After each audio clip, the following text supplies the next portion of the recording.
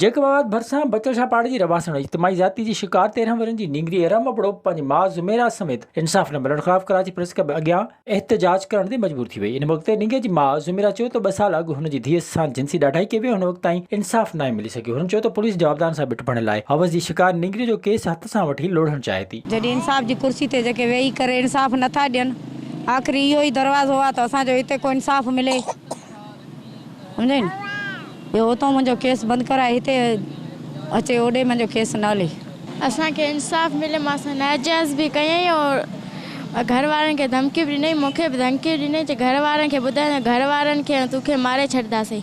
हुननि सिंध हुकूमत ऐं मसवारनि खे अपील कई त उनजो केस कराची कोर्ट में ट्रांसफर कराए उनखे इंसाफ़ ॾियारियो वञे। जेकॾहिं हिते बि उनखे इंसाफ़ न मिलियो त हू रोड ते बीह पंहिंजो पाण खे बाहि ॾेई साड़े छॾींदियूं। विज़िट कयो अवामी आवाज़ मीडिया ग्रुप जी वेबसाइट awamiawaz.pk